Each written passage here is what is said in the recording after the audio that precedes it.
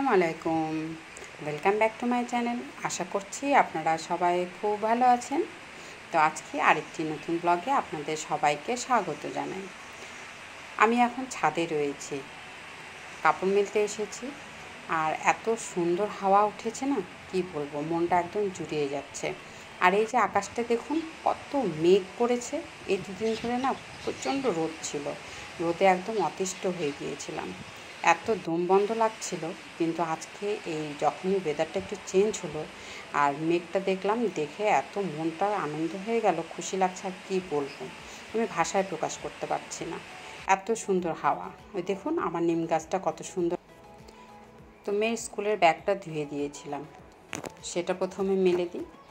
আর ঘুম থেকে উঠেই সকালের কাজগুলো সেরে নিয়ে তারপর মেশিনে কাপড়গুলো দিলাম। আর মেয়ে স্কুলে চলে গেছে। আপনারা তো সবাই জানেনই, বাড়িতে শুধু আমি আর মেয়ে থাকি।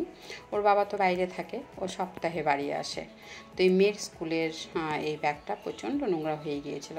তো ওটা আজকে সময় ছিল দেখে ধুয়ে দিলাম। এটা তো শুকাতে আবার 2 দিন টাইম লাগবে। ও আজকে অন্য একটা ব্যাগ স্কুলে নিয়ে গেছে। তো এখনও বালতির কাপড়গুলো মেলে দিতে হবে। তাহলে বালতির কাপড়গুলো আগে মেলে দিই। আর আমার এত ওয়েদারটা ভালো লাগছে না, আর কি বলবো। তো ওয়েদারটা যেহেতু এত ভালো, এই জন্য আজকে মনটা চাচ্ছে খিচুড়ি খাই।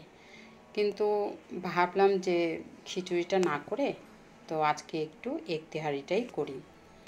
বাইরে একটু মেঘলা ওয়েদার হলেও কেমন যেন একটা গরম, আর ছাদে সুন্দর হাওয়া লাগছিল। এবার ঘরে চলে আসলাম, ঘরে এসে একটু গরমই লাগছিল। আর এদিকে হচ্ছে হলো চাল, আতপ চাল দিয়ে করব। 2 কাপ চাল নিয়েছি।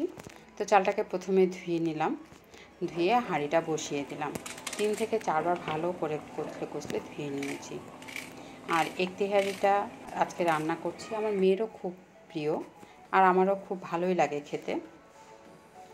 তো প্রথমে হাঁড়িটা বসিয়ে দিয়ে ওর মধ্যে তেল দিয়ে দিলাম, সাদা তেল দিলাম, আমরা তো রাইস ব্র্যান্ড অয়েল খাই। আর দিয়ে দিলাম সাজিরে, দিয়ে কয়েকটা গরম মশলা দিয়ে দিলাম, দিয়ে পেঁয়াজটা দিয়ে দিলাম। খুব তাড়াতাড়ি ঝটপট এই রান্নাটা হয়ে যায়। তো পেঁয়াজটা একটু হালকা হালকা করে ভেজে নিয়ে এর মধ্যে আদা রসুন কুচি দিয়ে দিলাম, আর দিয়ে দিলাম একটা টমেটো। খুব টেস্টি হয় কিন্তু এটা এগ তেহারিটা। মানে মোটমাট কথা হচ্ছে হলো, ডিমের ঝোল করে নিয়ে তার মধ্যে চাল দিয়ে দিলেই হয়ে গেল তেহারি।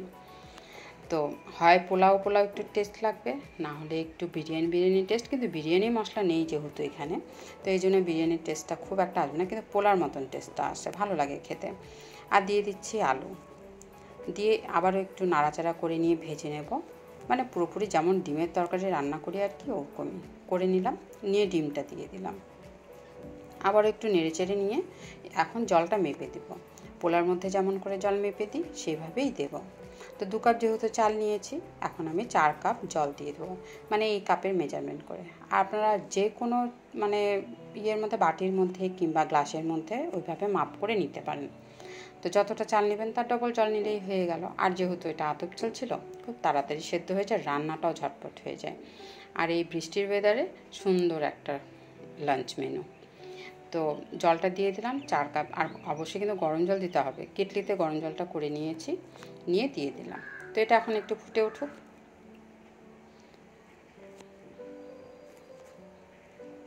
তো ফুটে উঠেছে, এখন আমি এর মধ্যে চালটা দিয়ে দিচ্ছি।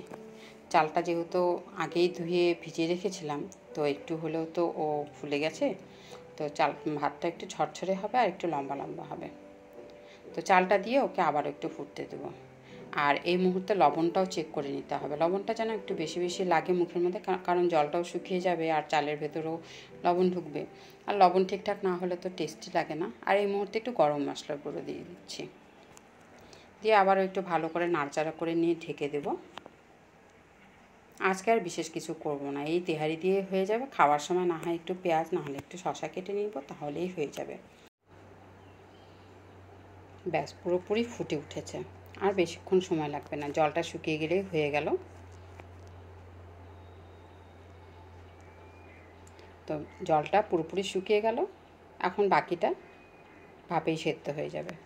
তো ওকে ভাপের মধ্যে সেদ্ধ হতে দিই, এখন বাকি কাজগুলো করে নিই।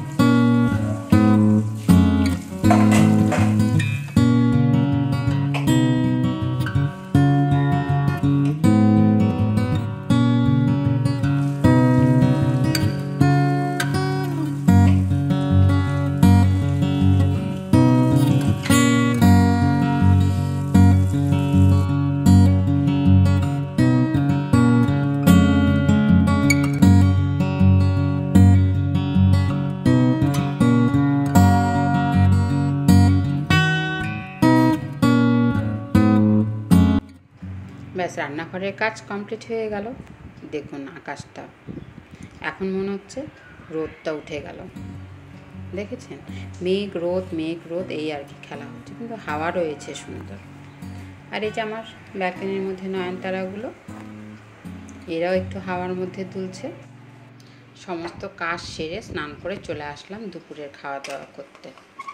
তো মেয়েও স্কুল থেকে চলে এসেছে, এই জন্যে মা মেয়ের একসাথে ভাতটা বেড়ে নিচ্ছে, মানে তেহারিটা। মেয়ে তো দেখে আজকে পুরো খুশি হয়ে যাবে। দেখতে দারুণ এসছে কালারটা কিন্তু। তো চলুন আমরা তাহলে মা মেয়ে মিলে খাওয়া দাওয়া করে নিই। আজকের ব্লগটা এখানে শেষ করছি। টাটা।